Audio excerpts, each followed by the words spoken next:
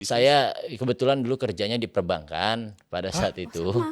Bukannya malah elegan, Iya. malah jadi kampungan. Kampungan. Hairstyling juga ke pemain timnas Timnas Indonesia. Wah. Keren banget. Itu akhirnya setelah tim timnas Indonesianya keesokan hari timnas Iraknya. Buset. Gitu loh. Keren banget. Ditawarin buka cabang nggak di sana? Kenapa potong rambut cewek lebih mahal padahal potong rambut cewek itu cuman sedikit. Iya, Sedikit. kadang cuma Ya kan? Nah, lucunya lagi adalah cowok itu mampu ngebayarin cewek potong Rambut. tapi si cowok nggak mampu bayar untuk potong rambut diri sendiri. Yang dalam konteks mahal, mendingan gua yang 30.000. Iya. Ketika ingin buat bisnis itu harus dianggap seperti layaknya kalau saya pria ya. Berarti saya menyukai wanita misalkan. Iya. Yang harus saya anggap adalah bagaimana cara saya menikahi dia.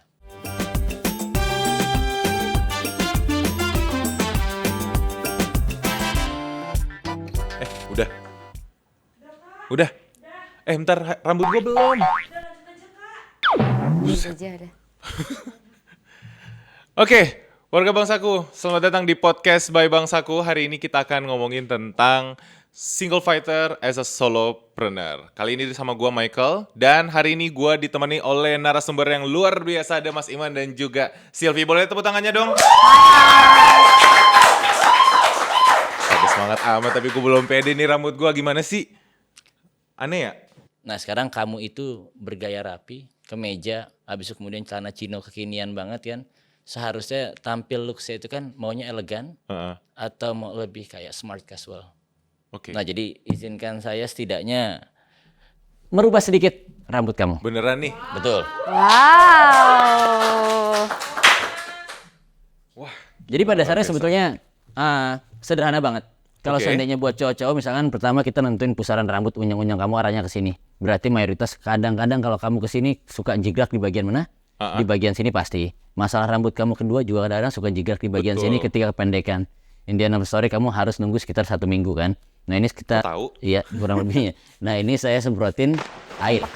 Air sebenarnya bukan air tapi lebih kayak sea salt kita berbicaranya. Jadi efeknya kayak air laut supaya orang tuh yang nggak suka terlalu sticky.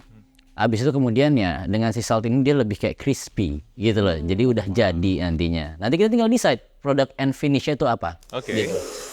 Jadi kalau pengen cepet pakai hair dryer. Nah tapi kalau kamu buru-buru kantor, sebetulnya nggak usah pakai sea salt pun, pakai air pun. Yang penting arahnya itu kemana. Nah hari ini karena kalau pakai kemeja, saya pengen buat lebih kayak ke arah smart casual. Oh wow.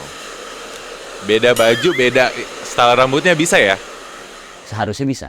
Jadi kayak kita tuh harus tentuin special occasion apa gitu loh. Jadi Oke. ketika kamu ketemu orang, itu sebetulnya kamu nunjukin brand identity kamu. Oh, saya adalah orangnya elegan. Jadi kita nggak bisa setiap kali gonta-ganti rambut semua yang kita suka. Jadi itu menjadi penilaian nanti publik.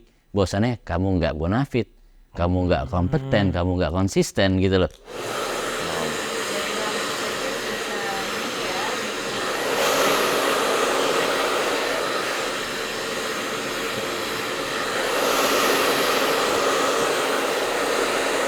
Wow. Jadi ya sebetulnya sederhananya nanti kalau seandainya kamu ngaca, kamu ya cukup tarik aja. Pakai tangan, nggak usah ribet pakai sisir. Kalau punya hair dryer kamu tinggal diangkat kayak gini gitu loh. Habis itu pastiin semua bagian kering.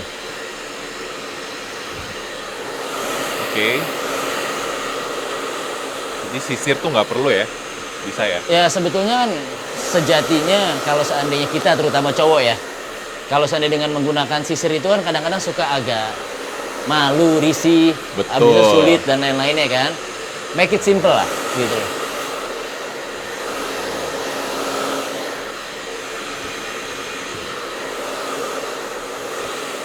Alright, karena kamu hari ini nggak terlalu formal sekali, Mas. Yes. Berarti kamu harus looknya itu lebih ke arah natural di atas. Kadang-kadang kamu tahu kan yang suka shiny dan lain-lainnya.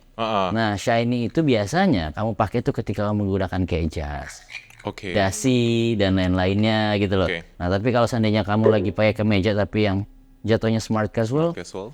ya jangan terlalu shiny. Jadi kesannya nanti muka bisa turun juga berminyak, bukannya malah elegan, Iya. malah jadi kampungan. Kampungan. Kamseupai. Nah, itu dia.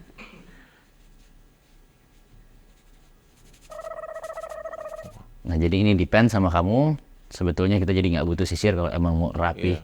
Cepet kita bisa pakai namanya finger comb atau dalam bahasa Indonesia adalah sisir dengan menggunakan jari.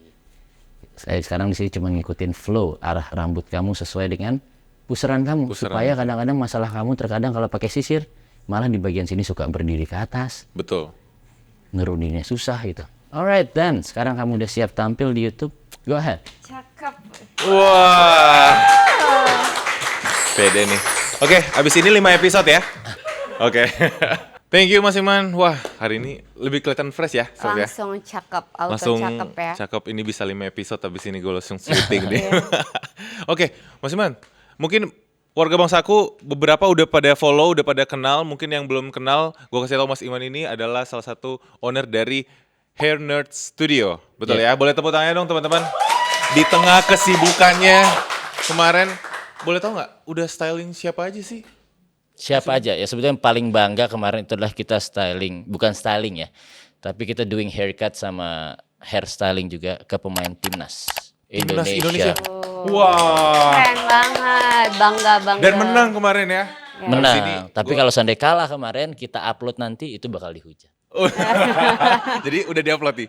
Ya belum, jadi rencana itu baru kita besok. Jadi gitu, skemanya kita itu selalu kita motongin dia, tunggu sampai pertandingan finish selesai baru kita upload, karena itu Gen Z yang sekarang itu semua rata-rata sosial medianya kurang tepat pemakaian. Iya ya gitu ya. Memang banyak banget langsung asal ini di sosial media. Itu dia. Oke. Nah, berarti udah timnas terus banyak juga nama-nama besar lainnya gitu ya. Betul. Di Indonesia saja atau pernah ada yang luar negeri juga?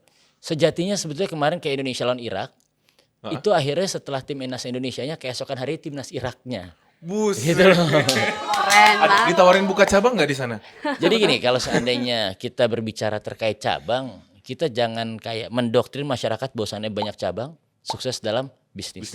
Sebetulnya semakin banyak cabang akan semakin banyak kewajiban yang nanti tidak seimbang dengan pendapatan.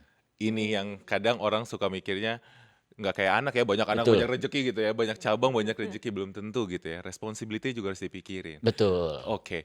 Nah, berarti Mas Iman mulai bisnis ini apa emang udah dari dulu banget? Pernah sekolah barber atau gimana?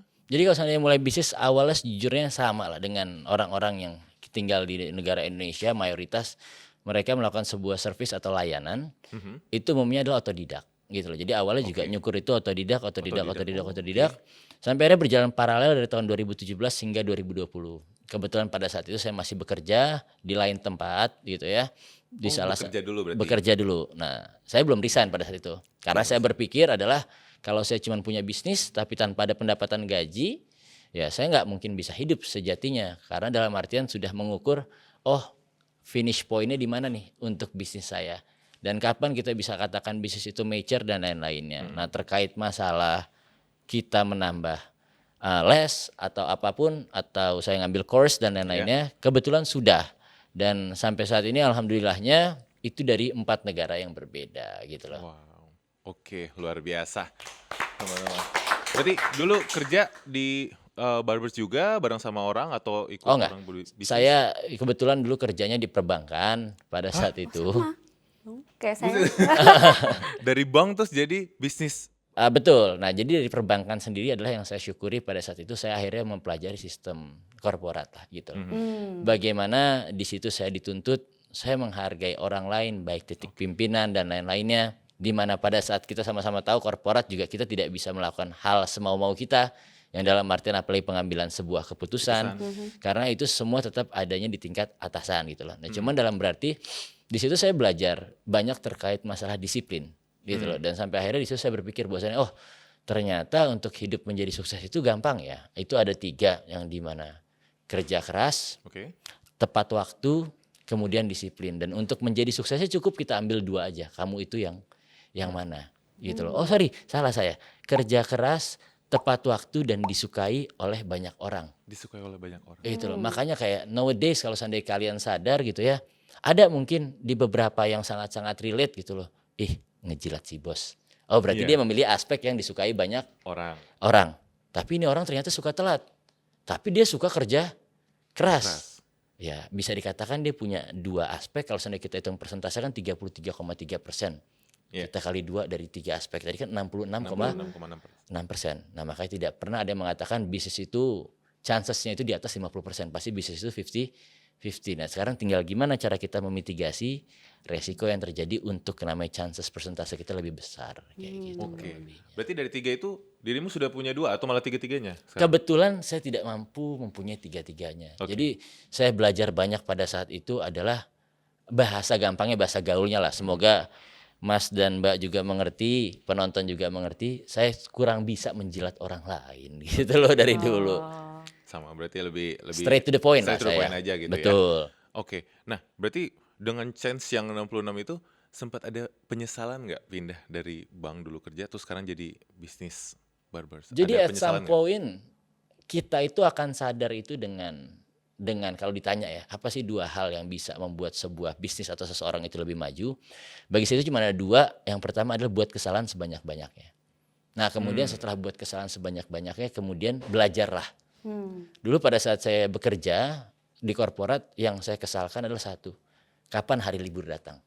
Gitu loh. Perbankan notabene kita sama-sama tahu, masuk pagi, kadang-kadang lembur ya kan, dan lain-lainnya yang itu notabene kerja keras. Nah tapi dalam konteks, akhirnya kita akan ngeluh tuh, kapan nih naik gaji? Gaji gue segini-gini aja dan lain-lain. Ya, enak banget lu jadi bos dan lain-lainnya gitu loh.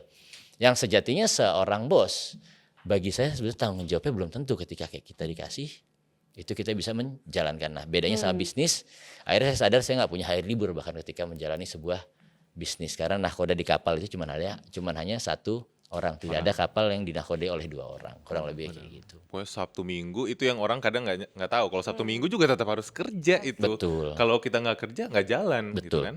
Nah kemudian menjalankan barbers ini berarti kan dirimu udah lama ya, udah berapa tahun jalanin bisnis? 7 tahun. 7 tahun. 7 tahun. Berarti itu kan ada sebenarnya ibaratnya ada uang dari bisnis itu masuk ke pemasukan. Itu pengelolaannya secara pribadi udah ada masalah nggak ya kira-kira? Bagi saya sangat bermasalah. Oh gitu. Karena dalam artian kita transisi di mana gaji yang kita terima Ya, bercampur dengan uang bisnis yang dikeluarkan. ya biaya operasional Ya, ya. entah expense-nya kita punya gaji pegawai at some point. Jadi awal itu saya buka di rumah dulu. Nah sampai akhirnya saya buka di rumah berjalan 1 tahun ya kan. Ya hitungan kampung lah, bayar listrik rumah, kita semua Ya. bersih-bersihin sendiri. Tapi kita tidak memikirkan oleh salaries expense ya atau pengeluaran gaji karyawan dan lain-lainnya. Yang ternyata bisnis rumahan itu lebih untung malah dibanding yang namanya kita punya 5 karyawan dan lain sewa tempat dan lain-lainnya. Nah yang terkadang bagi saya terhadap manajemen keuangan itu juga merupakan salah satu aspek yang terpenting untuk kita nge-tracing sebetulnya. If someday perhitungan kita, wah gue punya 100 customer nih, kita kali katakanlah harga cukurnya 1 juta rupiah. Wah gue punya 100 juta rupiah. That's it. Yang dia tahu secara mindset itu cuman sih 100 juta itu. 100 jutanya. Yang bagi saya adalah lu pilih mana nih? Doing the right things or doing the things right? Kalau seandainya kalian pilih yang mana? Itu 2 hal yang berbeda loh. Doing the right things or doing the things right. Doing the right things adalah kalian melakukan sesuatu hal dengan yang benar. Dalam artian ada urutannya secara sistematisnya. Sedangkan doing the things right adalah membenarkan sesuatu. For example, in analogi ya. Analogi paling sederhananya adalah misalkan kita punya mobil nih. Ya kan? Terus tiba-tiba katakanlah kacanya nyangkut nih dan lain-lainnya. Oke. Ya. Doing the right things adalah kita mencari sumbernya itu dari mana. Dari mana? Ini kaca nyangkut. Nyangkut. Doing the things right, kita memaksa kaca tersebut untuk naik Naik ke ke atas. Ke atas. atas karena posisi tadi kan nggak bisa Naik. nutup kan. Nah itu sama tadi tentang masalah keuangan ketika itu tidak di-manage dengan Dengan baik. Yang ujungnya akhirnya doing the things right at first mungkin oke, it works. Tapi ini akhirnya kayak makin lama makin gede, makin gede, makin gede, makin gede.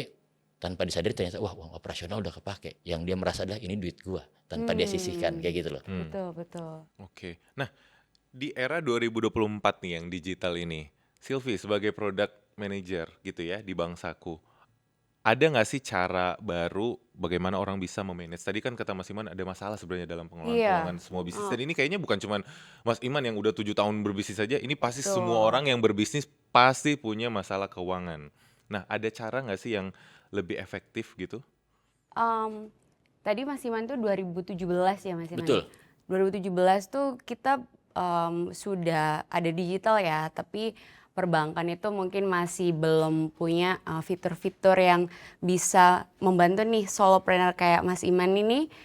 Yang aku lihat itu sangat common ya, umum gitu. Orang tuh duitnya kepake, ini susah ngaturnya gitu ya. Nah di Bank Saku kebetulan kita punya untuk produk yang didesain untuk solopreneur, contohnya kayak Mas Iman ini ya.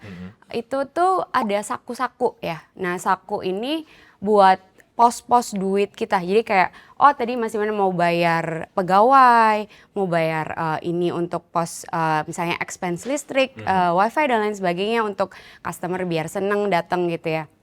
Nah itu ada saku-saku itu tadi tuh. Jadi banyak rekening ya atau? Banyak rekening tapi tetap di satu bank gitu. Nah tapi jadinya ada juga saku-saku di Bank Saku itu ada untuk saku transaksi juga. Jadi ada saku tertentu yang juga nanti bunganya akan lebih besar gitu.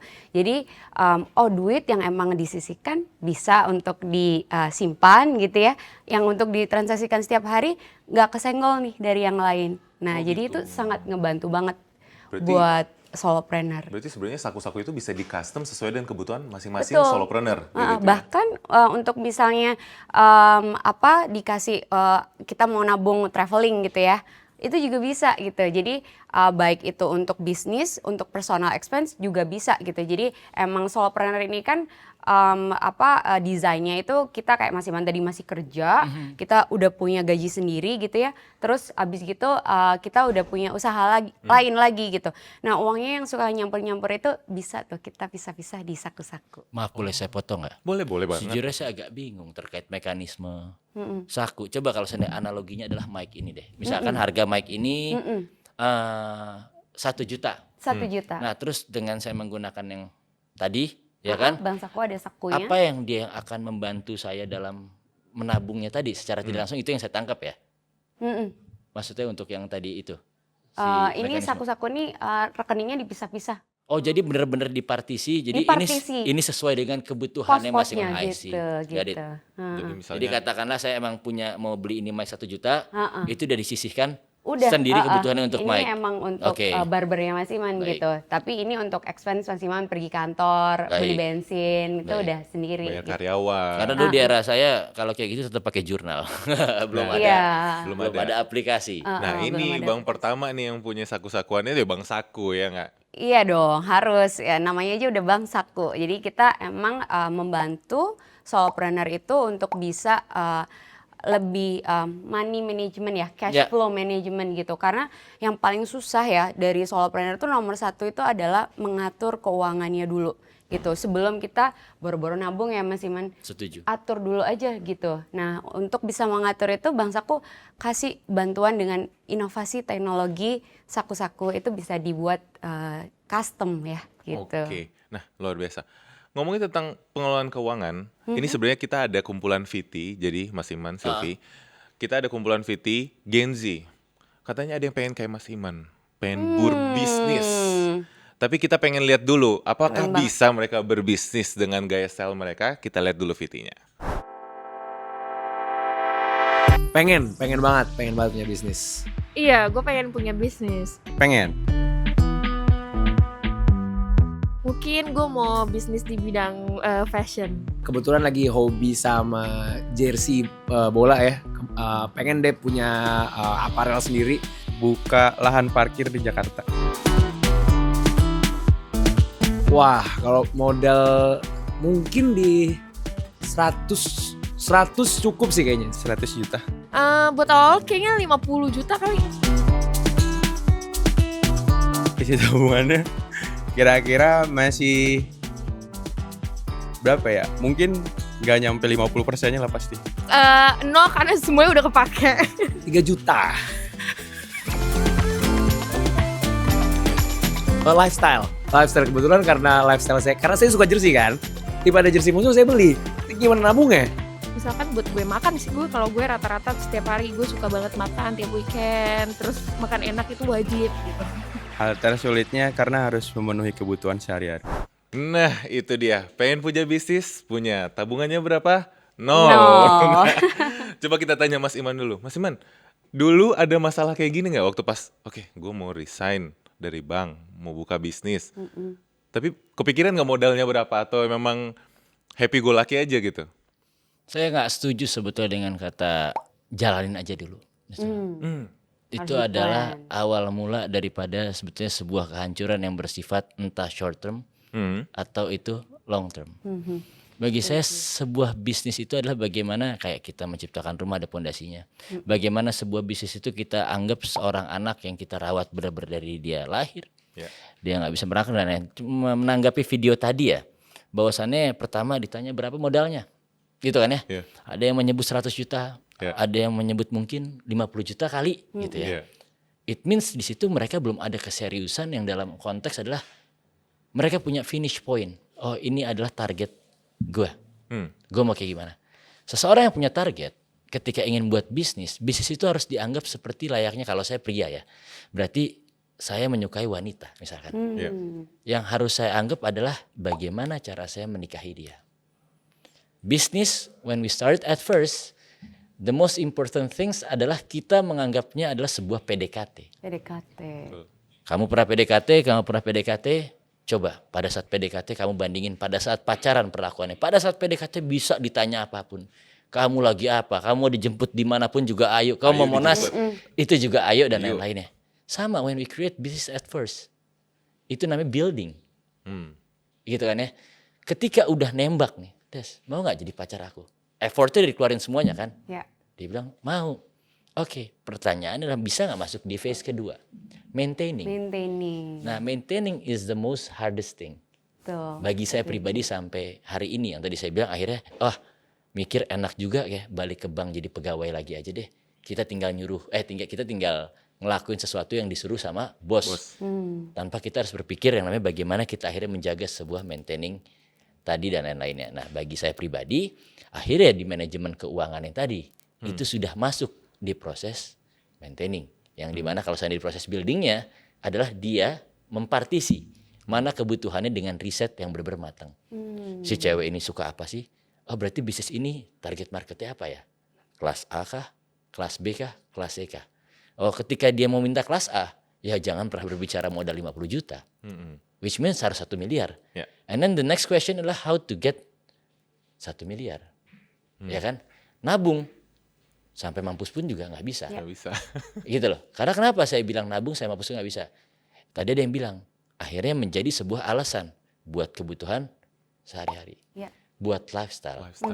Buat makan. Makan enak di weekend. Makan enak di weekend gitu ya. Kalau dulu teori saya orang lama, saya umur 34 tahun sekarang, saya mengklasifikasikan 50, 30, 20. 50 kebutuhan pokok, 30 foya-foya, 20% itulah menabung. Ya kan? Nah, tapi mungkin dengan adanya aplikasi tadi, sebetulnya mereka anak-anak Gen Z itu udah jauh lebih dimudahkan sebetulnya. Tinggal bagaimana cara mereka berpikir mindsetnya mereka. Apakah bisa kayak PDKT tadi gitu loh. Benar. Ini sebenarnya kan lain ya, bahwa Bang Saku tuh sebenarnya udah punya platformnya, tinggal digunakan oleh Gen Z warga Bang Saku nih. Iya. Nah, selain saku-saku tadi tuh ada hal lain lagi sih yang bisa bantu untuk bisa kan 50 buat kebutuhan umum, 30 tadi buat foya-foya, 20 buat tabungan. Nah, Betul. 20% ini juga kan harus dikembangin supaya bisa jadi 1 miliar misalnya pengen Ya. bisnis gitu. Nah, itu Betul. ada cara nggak ya? Ada dong, kita ada yang namanya Busposito. Busposito. Iya, Busposito. Kenapa kita namanya bus ya? Tadi itu ada Mas Iman bilang ya, kalau kita itu kan kalau mau punya membangun itu kan akan ada tujuannya ya gitu. Nah, Busposito ini juga begitu. Nah, kita itu ketika kita naik bus itu kita ada tujuannya. Nah, Oke. kita juga keuangan kita itu tadi yang 20 tadi itu bagaimana tujuannya supaya grow gitu ya, supaya kita bisa achieve. Oh, tadi mau tambahan modal apa gitu. Atau emang buat lifestyle aja gitu. Atau memang buat yang lainnya itu. Nah, bus ini itu bersama-sama gitu ya, kita menabung bersama-sama seperti simpanan deposito gitu, tapi kita ada di Busposito. Jadi kita bersama-sama 20 orang lainnya gitu ya, menabung dengan bunga 7% sampai 10%. Jadi duit itu bisa dikembangkan lagi, tadi yang mau 50 juta, 100 juta. Nah, itu bisa lebih mudah untuk diperoleh dengan inovasi-inovasi teknologi yang dimiliki oleh Bang Saku. Oke. Oke, bisa sampai 10% itu ya? Bisa sampai 10% gitu. Jadi memang ini didesain gitu ya. Kalau Busposito tuh ada tenor-tenor tertentu. Nah, jadi biasanya kalau tenor-tenor misalnya yang umum itu 20 orang itu 1 bulan. Nah, enaknya kalau kayak Mas Iman dulu itu lagi masih kerja di korporat ya. Karena nabung itu kan susah ya.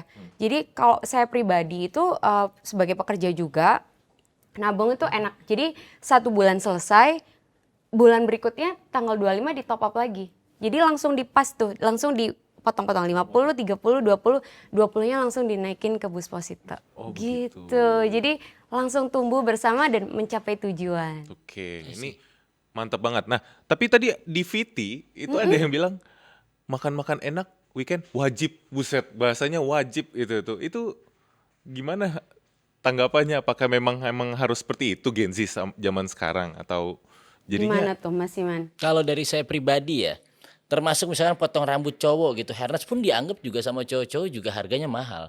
Yang berarti itu kan masuk ke part penunjang lifestyle. Oh, berapa sih Mas Iman kalau boleh tahu? Kalau seandainya untuk cowok kita bisa angka 150 sampai dengan 3,5. potong rambut cewek lebih mahal nggak sih? Nah, Iya, nah benar, justru yang benar. tadi, kenapa potong rambut cewek lebih mahal padahal potong rambut cewek itu cuman sedikit. Iya, Sedikit. kadang cuma Ya kan? Nah, lucunya lagi adalah cowok itu mampu ngebayarin cewek potong Rambut. rambut, tapi si cowok nggak mampu bayar untuk potong rambut dia sendiri. Yang dalam konteks mahal, mendingan gua yang 30.000. Iya. Nah, itu akhirnya semacam habit kayak gitu yang sudah terbentuk di lingkungan kita saat ini, terutama di Gen Z. Yang ibarat kata mereka sekarang maunya kaya cepet, Iya, Ya. instan ya. instan, Semuanya tapi serba mereka nggak instan. melakukan sebuah proses dan lain-lainnya. Yang bagi saya adalah untuk dapat milestone tadi di kelas A, misalkan segmen market, wah sebulan bisa untung 100 juta gitu ya. Itu ada 10 anak tangga yang harus kita lewati, tergantung. Kalau memang pending A ya berarti 10 anak tangga, di B cuma 5 anak tangga, di C klasifikasi kelas C menengah ke bawah berarti cuma di 3 anak tangga gitu ya. Nah, terkait yang Busposito tadi, saya berpikir bahwasannya kalau seandainya itu sampai dengan 10% gitu ya. Kalau seandainya what if mereka beramai-ramai kan bus ya berarti. Iya, Bisa bus. beramai-ramai ya. Beramai-ramai, Berarti iya. kalau seandainya 1 juta, 10%-nya katakan kita ambil nilai tertinggi lah. 100.000 gitu kan ya. Betul ya? Nah, berarti kalau seandainya mereka bisa ngumpulin semakin ramai kan seharusnya pengalinya semakin besar. Besar. Betul ya. Jadi kalau 10 juta berarti itu kan 1 juta rupiah. 10% gitu ya? Hitungannya 1 juta Per orangnya aja sih. Iya. Oh, Per jadi an- itu per orang. 10% per Tapi annum. harus iya per annum. Tapi tetap ketika busnya berangkat itu tadi harus 20 kursi terpenuhi gitu Mas. Ya, Iman. bagi saya sama sekali nggak merugikan. Dan dalam artian yang terkait makan tadi, ya mereka harus bisa berpikir sih kayak makan enak, sorry to say kotorannya sama.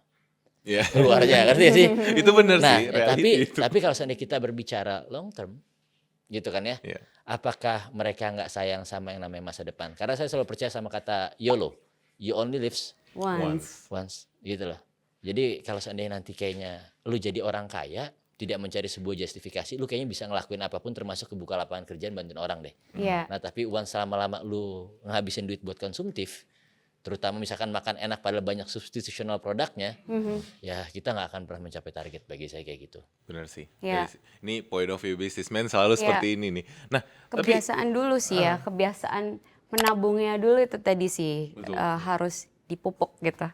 gimana kalau misalnya habitnya susah dan makan, jajan gitu kan. Maksudnya kayak namanya makan, kadang orang justifikasinya adalah itu kan kebutuhan primer Iya. gitu kan. Primer plus sih jatuhnya karena Benar, jajan. benar. Itu ada ini nggak sih Bang Saku bisa bantu Gen Z untuk bisa tetap jajan tapi bisa nabung itu gimana ya? Iya, saya millennials juga suka jajan juga ya Iya. gitu. Jadi emang expense itu apalagi makan gitu ya, jajan itu memang tidak terelakkan gitu ya. Setiap hari itu kita pasti ada yang namanya payment. Pasti pernah dong pakai kris gitu. Iya. Nah, Bang Saku juga punya kris, krisnya dicoba.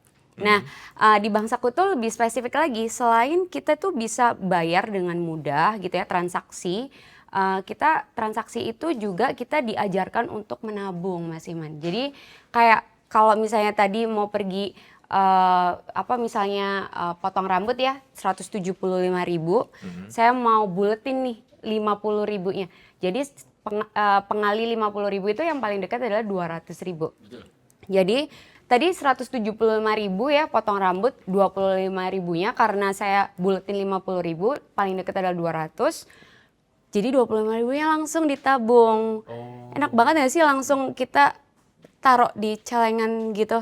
Jadi Langsung itu secara otomatis ya. secara otomatis dan Jadi bunga. pada saat krisnya keluar tuh, berarti tadi nominal harga cukurnya 175. 175. Nah dia pada saat keluar berarti 200.000. 200.000. Nah, Oke. 25.000-nya tuh langsung ditabung Mas Iman. Dan bunganya yang pasti ada bunganya juga? masuk ke saku booster, bunganya 10% juga. Oh jadi 25.000 itu dapat bunga 10%? Oh iya dong gitu. Jadi kita selain kita konsumtif, kita juga tetap bisa produktif gitu. Jadi kita nggak cuman makan atau potong rambut atau apa ya, tapi kita tetap bisa produktif gitu. I see. Jadi bagi saya juga itu bagus untuk nge-build mindset Gen Z sih bagi saya. Iya, mengontrol diri ya. Iya, karena terkadang kalau seandainya kita sadari gitu ya, mereka nggak punya uang itu sebetulnya mereka itu hebat loh, anak-anak Gen Z itu. Mereka masih bisa hidup. Masih bisa hidup. Iya, entah mereka ngonten dan lain-lain, dan yang penting tuh saya kadang-kadang suka bingung, walaupun mereka sering ngadepin giveaway tapi kuota pulsa di HP itu masih ada Masih buat ada gitu internetan. untuk internetan benar. Nah, yang berarti which means masuk program tadi. Luar biasa. Nah, sebelum kita closing nih, Mas Silvi, ada pesan nggak buat Gen Z, teman-teman semuanya yang mungkin tadi ingin mengatur tabungan atau berbisnis atau apapun itu, bisa ada pesan? Ada dong. Saya setuju banget sama Mas Iman tadi ya, 50, 30, 20. Itu tuh sangat basic ya. Money management atau cash management tuh sangat penting buat siapapun, mau berbisnis, mau personal, itu sangat penting. Dan kita itu udah di zaman sekarang, semua serba digital, inovasi teknologi itu memudahkan kita. Jadi pakailah yang memudahkan kita gitu ya, kayak misalnya misahin partisi-partisiin kalau kata Mas Imam, itu di saku-saku tadi gitu ya, tinggal buka bank saku, 5 menit langsung jadi. Langsung jadi. Gitu. Nah kalau habis itu kalau udah dipisah-pisahin, ditabung uangnya jadi selalu saving duluan, expense belakangan ya Mas Iman ya. Saving dulu, masukin dulu ke Busposito. Habis itu belanjanya langsung dimasukin di saku transaksi, belanja pakai kris langsung bisa pakai tabung metiknya. Langsung auto nabung. Gitu. Udah nabung di Busposito, nabung lagi gitu ya. Iya Itu dong, luar biasa. itu membuild kita untuk bisa supaya disiplin. Kayak tadi Mas Iman bilang tuh, disiplin itu penting gitu. Jadi itu ya, pakai bank saku. Thank Oke, you. luar biasa. Teman-teman. Mas Iman, pesan-pesan buat Gen Z yang tadi pengen bisnis 50 juta, 100 juta, tapi tabungannya cuman ada yang nol malah kayak gitu. Atau gimana cara mulainya? Cara mulai itu sadarin sebelum dari mindset dulu, dari otaknya ini tuh harus dibenerin dulu ya sekarang. Yang bagi saya hidup itu cuman satu kali lagi-lagi, you only live once gitu loh. Ketika kalian terus menjustifikasi atau dalam bahasa Indonesia melakukan sebuah pembenaran atas tindakan kalian yang kurang tepat gitu ya, terutama dalam hal menabung, percaya atau enggak masalah hidup itu terselesaikan 60%-nya dengan uang. Ya, betul. Itu fakta. Fakta. Saya bisa mengatakan, katakanlah saya muslim, saya mau menaikkan ibu saya haji, nggak ada haji yang gratis. Betul. Ya kan, ada juga nggak bisa ngarepin juga giveaway haji gratis dan lain-lainnya. Iya. Ya. Saya butuh tempat tinggal dan lain-lainnya someday misalkan dan lain-lainnya. Minimal kalau nggak punya properti kita harus sewa. Sewa pun nggak ada yang gratis. Semua bayar. So ya, bagi saya pesannya adalah mulai menabung dari sekarang dan selalu punya yang namanya endpoint, tujuan yang bagi saya adalah jangan pernah membenarkan sesuatu, pokoknya tujuan adalah menjadi kaya dengan cara menabung, jalani prosesnya step by step, terima hasilnya nanti, building dan juga maintaining, bagi saya itu. Oke, Keren keren banget. luar biasa. Makasih Mas Iman. Terima kasih. buat hairstyling rambut saya. Nanti Sama-sama. main-main deh aku kayak. Boleh promo sekalian nggak Mas? Ada di mana? Enggak. Yang saya minta tadi kan juga hairstyling juga bayar Mas, nggak ada yang gratis. Nanti pakai kris ya bayarnya ya. Jadi Bayarnya pakai tabung kris metik. bank saku. Betul. Oke deh, thank you Mas Iman. Thank you Silvi. Thank you, Mike. Thank you buat warga Bangsaku yang udah nonton podcast hari ini. Dan jangan lupa untuk subscribe, comment, like, dan juga share seluruh konten yang ada di Bangsaku. Ini kita akan ketemu lagi episode selanjutnya dan sampai jumpa.